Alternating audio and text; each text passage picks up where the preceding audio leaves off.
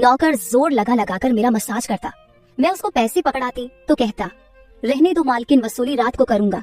मैं कुछ समझ नहीं पाती। जैसे जैसे वह मसाज करता मुझ पर खुमारी बढ़ती ही जाती और मैं सुकून से गहरी नींद सो जाती। लेकिन एक रात मुझे नींद नहीं आई। मेरे तो होश उड़ गए जब उस रात मसाज करते करते उसने, मेरा नाम दामिनी है, मैं बहुत खूबसूरत थी, इसीलिए शादी से पहले हर दिन मेरे लिए रिश्ता आता था। मैं अपने माँ बाप की इकलौती बेटी थी, इसलिए मेरा बाप चाहता था कि मैं डॉक्टर बनकर उसका नाम रोशन करूं। मगर जब मेरे लिए इतने अच्छे रिश्ते आते थे तो मेरी माँ मुझे कहती कि तुम अपनी पढ़ाई छोड़ दो ताकि मैं तुम्हारी शादी कर दूं। मगर मैं अपनी माँ से कहती थी कि मुझे तो डॉक्टर बनना है। मगर ये सुनकर मेरी माँ को गुस्सा आ जाता था और वह कहती थी कि तुम अभी शादी कर लो, ये डॉक्टर की पढ़ाई बाद में कर लेना। मगर मेरा बाप नहीं मानता था, इसलिए मेरी माँ एक बुजुर्ग बाबा के पास गई और उनसे कहा कि मैं अपनी बेटी की शादी करना चाहती हूँ। मगर उसका बाप नहीं मान रहा। कोई ऐसा ताबीज दो कि उसका बाप शादी के लिए फौरन मान जाए। उस बुजुर्ग ने मेरी माँ से 2000 रुपए लिए और ऐसा ताबीज दिया कि मेरा बाप मेरी शादी के लिए फौरन मान गया। ये रिश्ता दरअसल मेरे बाप के दोस्त ने अपने बेटे के लिए मांगा था और कहा कि आपकी बेटी शादी के बाद भी डॉक्टर बन सकती है। ये सुनकर मेरे बाप ने उससे शादी के लिए फौरन हाँ कह दिया और मैं विदा होकर अपने ससुराल आ गई। मेरे ससुराल वाले बहुत अमीर थे, इसलिए मैं और मेरे पति अलग घर में रहते थे। मेरा पति अपने बाप का बिजनेस संभालता था, इसलिए वह सुबह से शाम तक बिजी रहता था। मैं उसके घर गई तो वहाँ का ऐशो आराम देखकर मैं चौंक गई। मेरे पति ने मेरी सेवा के लिए कई नौकरानियां रखी हुई थी, मगर उसका एक नौकर धीरे धीरे मेरे करीब आने लगा। उस नौकर ने मुझसे कहा कि मैं यहाँ काफी सालों से काम कर रहा हूँ और आपके ससुराल वाले मुझे बिल्कुल घर के मेंबर की तरह ही समझते हैं। ये सुनकर मैंने भी उसे खास अहमियत देना शुरू कर दी। वह एक दिन मेरे कमरे में आ गया। मैं अभी तक बिस्तर में लेटी हुई थी। उसने मुझे थका थका देखा तो कहने लगा कि आप लेटे रहो, थक गई होगी, अगर आपको एतराज ना हो तो मैं आपके पैर दबा दूं। यह सुनकर मैं चौंक गई। मैं खूबसूरत थी, जवान थी, लेकिन मुझे मेरे पति के अलावा किसी मर्द ने नहीं छुआ था और ना ही मैंने किसी नौकर से कभी अपने पैर दबवाए थे। इसलिए मैंने फौरन मना कर दिया, क्योंकि मुझे अच्छा नहीं लगता कि कोई पराया मुझे छुए। यह सुनकर वह चुप हो गया और मेरे कमरे से चला गया। तभी मुझे एहसास हुआ कि मैंने उसकी बात का जवाब बहुत सख्ती से दिया था। शायद वह पहले भी मेरे ससुराल में ऐसे काम करता होगा, मगर मैंने साफ इनकार करके उसका दिल तोड़ दिया था। दरअसल मैं बहुत नरम दिल थी, इसलिए मुझे बाद में अफसोस होने लगा। मैं उसके बारे में सोचने लगी कि यह नौकर तो काफी जवान और खूबसूरत है, मुझे इससे पैर नहीं दबवाना चाहिए था। शायद मेरे पति को यह बात अच्छी न लगे। अगले दिन भी ऐसा हुआ। नौकर ने यही बात मुझे दोबारा कहा। मैं उस दिन बहुत थकी हुई थी, इसलिए मैंने अपने पैर बिस्तर से नीचे कर लिए और उससे कहा कि तुम मेरे पैर दबा दो। ये सुनकर वह खुश हो गया और उसने मेरे पैर दबाने शुरू कर दिए। वह इतने धीरे धीरे पैर दबा रहा था कि मुझे फिर से नींद आने लगी। ये देखकर वह नौकर कहने लगा, मालकिन आपको नींद आ रही है, आप बिस्तर पर लेट जाओ, मैं आपके पैर दबाता रहूंगा। मैं जैसे मदहोशी में थी, इसलिए फौरन बिस्तर पर लेट गई। वह नौकर बिस्तर पर आ गया और मेरे पैर दबाने लगा। उसके बाद मुझे होश नहीं रहा और मैं सो गई। मुझे नहीं पता था कि मैं कितने घंटे सोती रही। मेरी आंख खुली तो मैंने देखा कि वह नौकर अभी तक मेरे पैर दबा रहा था। ये देखकर मुझे उस पर तरस आ गया और मैंने हाथ बढ़ाकर अपना पर्स खोली और कुछ नोट निकाले और उस नौकर के हाथ में रख दिए। ये देखकर वह शर्माने लगा। मालकिन, आप मुझे पैसे देकर शर्मिंदा कर रही है, मेरी सैलरी अच्छी है, मुझे इन पैसों की जरूरत नहीं है। ये सुनकर मैंने उससे कहा कि ये पैसे तुम्हारी मेहनत के हैं। ये सुनकर उस नौकर ने मुझसे वह पैसे लिए और मेरे कमरे से निकल गया। मेरा पति रात को देर से आता था, इसलिए मैंने शाम को फिर उस नौकर को अपने कमरे में बुलाया और उससे कहा कि तुम्हारी मालिश से मुझे बहुत अच्छी नींद आती है, इसलिए जब तक मेरा पति घर नहीं आ जाता तब तक तो मेरे कमरे में ही रहना। शायद नौकर को पैसे का लालच आ गया था, इसलिए वह मेरी बात सुनकर खुश हो गया और कहने लगा, मैं तो आपका मामूली सा नौकर हूँ, जैसा आप कहोगे मैं वैसा ही करूँगा। आपके पैर दबाता रहूंगा ताकि आपकी थकान उतर जाए और आपको सुकून मिले। ये सुनकर मैंने उससे कहा कि तुम्हारे हाथों में जादू है, इसलिए तो मेरी सारी थकावट उतर जाती है। एक दिन नौकर ने मुझसे कहा कि आपकी सास भी कभी कभी मुझसे मसाज करवा लेती थी। ये सुनकर मैं चौंक गई। मुझे मेरी सास ऐसी नहीं लगती थी, मगर वह नौकर झूठ बोलने वाला नहीं लगता था। मुझे ससुराल आए 1 महीना होने वाला था, इसलिए मैंने नौकरों को परख लिया था। वह मुझे हर बात सच ही कहता था। मेरे घर में नौकरानियां भी काम करती थी, मगर वह झूठी और बेईमान थी। वह मुझसे जो बात सुन लेती थी उसे पूरे मोहल्ले में मशहूर कर देती थी, इसलिए मैं उन्हें अपने कमरे में नहीं आने देती। ये नौकर इस घर का पुराना नौकर था, इसलिए मैं उस पर भरोसा करती थी। नौकर भी मेरे कमरे में आता था, मगर अपनी नजरें झुकाकर रखता था। वह मेरे जिस्म को हाथ लगाता, मगर उसकी नीयत खराब ना थी।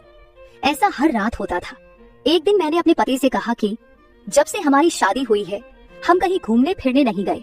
ये सुनकर मेरे पति ने कहा कि जब से हमारी शादी हुई है तुम भी तो हर वक्त नींद में रहती हो। मैं रात को घर आता हूँ तो तुम गहरी नींद में होती हो। दिन को मेरे पास वक्त नहीं होता और रात को मेरे घर आने से पहले तुम सो जाती हो।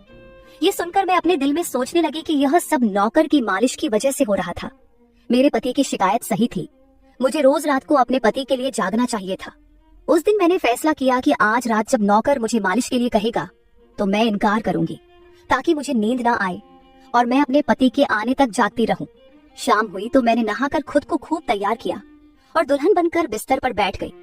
नौकर मेरे कमरे में आया तो उसने मुझे मालिश के लिए पूछा, मगर मैंने साफ इनकार कर दिया। मेरी बात सुनकर वह कुछ उदास हो गया और वापस चला गया। कुछ देर बाद नौकर मेरे कमरे में आया तो उसके हाथ में दूध का गिलास था। मैंने खाना नहीं खाया था, इसलिए फौरन दूध पी ली और अपने पति का इंतजार करने लगी, मगर मुझे नींद आ गई और मैं सो गई। सुबह में जागी तो नौकर फौरन मेरे कमरे में आया और कहने लगा, मालकिन आपके लिए नाश्ता लेकर आऊं। ये सुनकर मैंने अपने पति के बिस्तर की तरफ देखा, वह खाली था। ये देखकर नौकर कहने लगा, मालिक को जरूरी काम था, वह नाश्ता करके चले गए। ये सुनकर मेरा मूड खराब हो गया। मैं रात भर उसका इंतजार करती रही, मगर वह सुबह होते ही ऑफिस चला गया। मैंने नौकर से कहा कि मेरे लिए चाय ले आओ। नौकर कमरे से बाहर निकल गया। तभी मैंने अपने जिस्म की तरफ देखा तो चौंक गई। रात को मैंने दुल्हन का कपड़ा पहना हुआ था, मगर अब मेरे जिस्म पर कोई और कपड़े थे। मगर मैंने अभी जेवरात पहने हुए थे। मेरा सर भारी होने लगा। मुझे ये सोचकर चक्कर आने लगे कि रात को मेरे साथ क्या हुआ था और मेरे कमरे में कौन था और उसने मेरे साथ क्या किया था। मगर मुझे कुछ याद ना आया। मेरा दिल घबराने लगा और मैंने अपना सर पकड़ लिया। मेरा पूरा जिस्म दर्द कर रहा था, इसलिए नौकर चाय लेकर आया तो मैंने उससे कहा कि मेरा जिस्म दबा दो। यह सुनकर वह बिस्तर पर आ गया और मुझे दबाने लगा। उस दिन मैं देर तक बिस्तर पर पड़ी रही। उस दिन मेरे पति अचानक घर आ गए। मैंने उसे देखा तो उस पर बरस पड़ी। मैं रात को तुम्हारे लिए दुल्हन बनकर जागती रही, मगर तुम नहीं आए। ये सुनकर मेरे पति कहने लगे, मैं रात को कमरे में आया तो तुम गहरी नींद में थी, इसलिए मैंने तुम्हें नहीं जगाया। ये सुनकर मैं चौंक गई, मगर मेरे कपड़े किसने बदली किए और नींद पूरी होने के बावजूद मेरा जिस्म क्यों दर्द कर रहा है। मैं उलझ गई थी। मेरे पति कहने लगे, अच्छा ठीक है, मूड खराब करने की जरूरत नहीं है। मुझे आज रात एक काम के सिलसिले में बाहर जाना है, इसलिए देर हो जाएगी, मगर अभी मेरे पास 3-4 घंटा फ्री है। अगर तुम कहो तो हम अभी कहीं बाहर जा सकते हैं। ये सुनकर मेरा मूड खुद ब खुद ठीक हो गया और मैं सारी रात वाली बातों को भूलकर खुश हो गई। शादी के बाद यह पहला मौका था कि मैं अपने पति के साथ कहीं बाहर जा रही थी। मैं जल्दी जल्दी तैयार होने लगी, जबकि मेरा पति गाड़ी में बैठकर मेरा इंतजार करने लगा। उस वक्त नौकर मेरे कमरे में आ गया और मुझसे पूछा, मालकिन आप कहीं जा रही है क्या? ये सुनकर मैंने उससे कहा कि हाँ, मगर तुम क्यों पूछ रहे हो? ये सुनकर नौकर कहने लगा, मैं आपका नौकर हूँ, मगर आपको यही सलाह दूंगा कि आप बाहर नहीं जाओ, क्योंकि आपका जिस्म थक जाएगा। ये सुनकर मुझे गुस्सा आ गया और मैंने उससे कहा कि तुम मेरे नौकर हो, मेरे पति बनने की कोशिश मत करो। ये कहकर मैं बाहर चली गई। न जाने मुझे किस बात पर गुस्सा आ गया था। मैंने उस नौकर को खूब खरी खरी सुना दी। वह भी अपनी औकात जान गया था। तभी तो मैं जब घर आई तो वह मेरे सामने नहीं आया। मेरे पति मुझे गेट पर उतारकर वापस बाहर जा चुके थे। जबकि मैं अंदर आई तो मेरा सारा जिस्म बुरी तरह दुख रहा था। शायद मेरे जिस्म को मालिश की आदत हो गई थी। तभी तो रात होते ही वह मालिश के लिए तड़पने लगता था, लेकिन मैंने उस नौकर को नाराज कर दिया था, इसलिए आज वह मेरी मालिश करने नहीं आया। मगर मुझे उसकी जरूरत थी, इसलिए मैंने एक नौकरानी को बुलाया और उस नौकर को बुलाने को कहा। थोड़ी देर गुजरी थी कि वह नौकर मेरे कमरे में आ गया, मेरे बिस्तर पर बैठ गया और चुपचाप मेरे पैरों को दबाने लगा। ये देखकर मुझे शर्मिंदगी हुई। मैंने उसे इतना बुरा भला कहा, मगर उसने मेरी बात को बिल्कुल बुरा नहीं माना। मैंने उसे चुप देखा तो कहने लगी, मुझे उस वक्त पता नहीं क्या हो गया था, इसलिए मैंने तुम्हें खरी खरी सुनाई। मैं इतने दिनों के बाद अपने पति के साथ कहीं बाहर जा रही थी, इसलिए मुझे तुम्हारा टोकना अच्छा नहीं लगा, इसलिए मुझे माफ कर दो। मैं उसकी मालकिन थी और उसे इस काम के पैसे देती थी, मगर अब भी मुझ में इंसानियत जिंदा थी, इसलिए मैंने मालिक होकर भी नौकर से माफी मांग ली, क्योंकि वह भले ही नौकर था, मगर वह एक इंसान भी तो था। मेरी बात सुनकर वह नौकर कहने लगा, मैं आपका नौकर हूँ, इस काम के लिए मैं आपसे सैलरी लेता हूँ, इसलिए आपको हक है, आप जो चाहे मुझे कह दे। ये सुनकर मैं चुप हो गई, मगर मैंने सोच लिया था कि आइंदा इससे ऐसा कुछ नहीं कहूंगी। वह उस रात देर तक मेरी मालिश करता रहा और फिर मुझे नींद आ गई। मुझे नहीं पता था कि नौकर मेरे कमरे से कब निकला और कब मेरे पति घर पर आए। मैं सुबह उठी तो मेरा पति बाथरूम में था और बाहर जाने के लिए तैयार हो रहा था। मैं उसे हैरानी से देखने लगी। पता नहीं आजकल मुझे क्या हो रहा था। नौकर की मालिश से मुझे इतनी गहरी नींद आती कि मुझे किसी बात का होश ना रहता था। मुझे इस बात का भी पता नहीं चलता था कि मेरा पति कब कमरे में आता था। मैं सोचने लगी कि इस नौकर की मालिश में ऐसा क्या जादू था कि वह मेरे पति के आने से पहले ही मेरी मालिश करता। तो मैं अचानक गहरी नींद में सो जाती थी। सुबह जब मैं उठती तो मेरा सर भारी महसूस होता और मैं चलने फिरने के काबिल नहीं रहती। मगर यह बात मैंने अपने पति को नहीं बताई, क्योंकि मैं नहीं चाहती थी कि ये बात मेरे पति को पता चले कि मैं उस नौकर से मसाज करवाती थी। एक दिन मेरा पति दिन के वक्त घर पर ही रहा। मैंने नौकर से घर के सारे काम करवाए, अपने कमरे में नहीं आने दिया। नौकर भी घर के सारे काम करता रहा और मसाज वाली बात किसी के सामने अपने मुंह से नहीं निकाली। मैं भी चाहती थी कि यह बात किसी को पता ना चले। इस दौरान जब मेरा पति घर से बाहर जाता था, मैं उस नौकर को कमरे में बुला लेती थी। मगर एक दिन मेरा पति अचानक ही घर आ गया और मैं कमरे में थी। यह देखकर मैं बहुत घबरा गई और सोचा कि पति के आने से पहले नौकर को भगा दूं। मगर यह नौकर भी बड़ा समझदार था। मेरे पति के आने से पहले दूसरे काम पर लग गया और मेरे पति को कुछ पता नहीं चला। मैं मसाज घर की नौकरानियों से भी करवा सकती थी, मगर उस नौकर के हाथ में क्या जादू था कि मैं उसे हर रोज अपने कमरे में बुला लेती थी। मुझे पता नहीं क्या हो जा रहा था। जिस रात मैं नौकर से मसाज नहीं करवाती थी, उस रात मेरे पूरे जिस्म में दर्द हो जाता था। सुबह में जागती तो मेरा सर भारी हो जाता था और मुझे थकान भी हो जाती थी। एक रात मैंने नौकर से मालिश करवाई और गहरी नींद सो गई। सुबह मेरी आंख खुली तो फिर से मेरे कपड़े चेंज हो चुके थे। ये क्या माजरा था? ऐसा कौन करता था? क्या मेरा पति मेरे साथ ऐसा कर रहा था? मैं सोच में पड़ गई। मैंने शीशे के सामने जाकर देखा तो चौंक गई। मेरे पूरे जिस्म पर लाल निशान पड़ गए थे। यह कैसे निशान थे? मैं अपने जिस्म पर हाथ फेरने लगी। मैं जैसे उस निशान को मिटाना चाहती थी, मगर ऐसा न हुआ।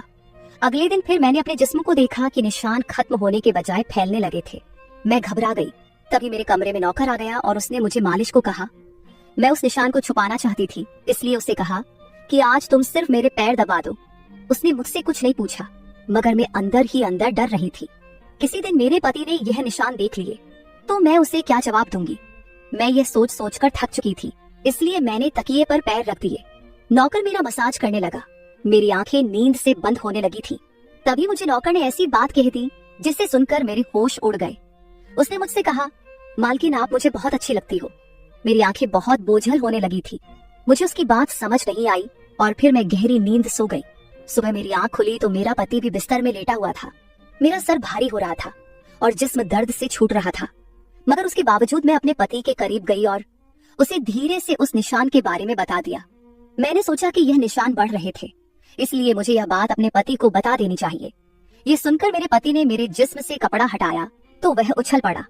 वह मुझसे दूर हो गया और कहने लगा, तुमने मुझे धोखा दिया है, बेवफाई की है और तुम्हें उसी की सजा मिली है।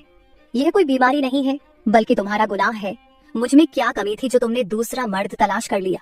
मैं काम में बिजी था, मर तो नहीं गया था कि तुमने एक और चक्कर चला लिया। यह सुनकर मैं हक्का बक्का रह गई।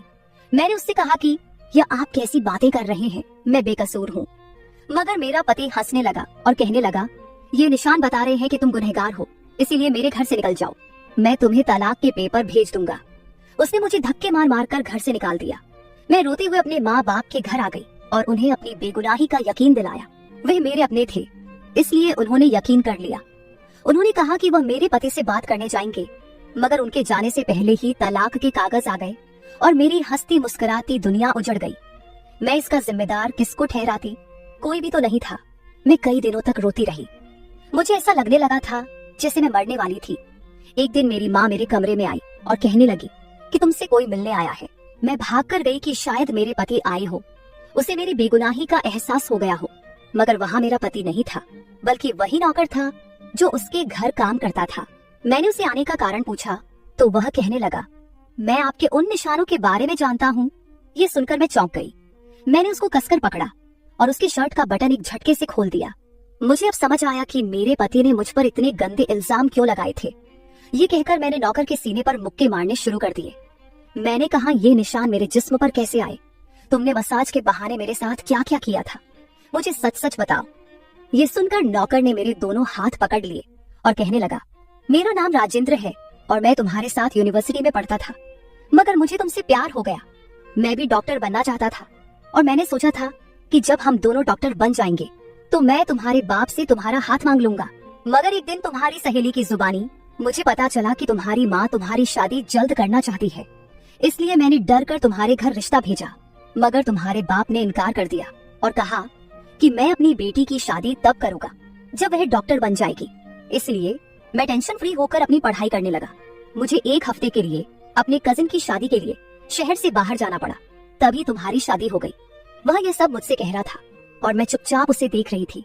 जब मैं वापस आया तो मेरी मोहब्बत किसी और की दुल्हन बन चुकी थी। मैं तुम्हारे प्यार और दीवानगी में तुम्हारे ही घर का नौकर बन गया ताकि मैं तुम्हारे करीब रह सकूं। मैं तुम्हारे करीब आना चाहता था, इसलिए मसाज के बहाने तुम्हारे कमरे में आ जाता था और रात को तुम्हारे दूध में बेहोशी की दवा मिला देता था ताकि तुम सोती रहो और तुम्हारा पति तुम्हारे करीब ना आ सके, क्योंकि तुम मेरी थी। मैं तुम्हें किसी और के करीब नहीं देख सकता था। ये सुनकर मैं हक्का बक्का रह गई। क्या तुमने मेरे साथ कभी कुछ गलत किया? ये सुनकर उसने मेरा हाथ अपने सर पर रख लिया और कहा, मैं तुमसे प्यार करता था, इसलिए तुम्हारी इजाजत के बगैर मैं तुम्हारे साथ कुछ नहीं करना चाहता था। ये सुनकर मैंने उस निशान की तरफ इशारा किया जो हम दोनों के जिस्म पर थे। ये सुनकर वह हंस दिया और कहा कि मैं डॉक्टर हूँ और यह सिर्फ इन्फेक्शन है। ये मैंने इसलिए किया ताकि तुम्हारे पति को हम दोनों के ऊपर शक हो जाए। ये कहकर उसने मुझसे माफी मांग ली और मैंने पूरे 1 साल उसे सजा देने के बाद माफ कर दिया और फिर उसके साथ शादी कर ली। तो मेरे प्यारे दोस्तों, ये थी हमारी आज की छोटी सी कहानी। आपको ये कहानी कैसी लगी कमेंट करके जरूर बताएं। अगर आपको ये कहानी पसंद आई हो तो इसे लाइक करें और अपने दोस्तों के साथ शेयर करें।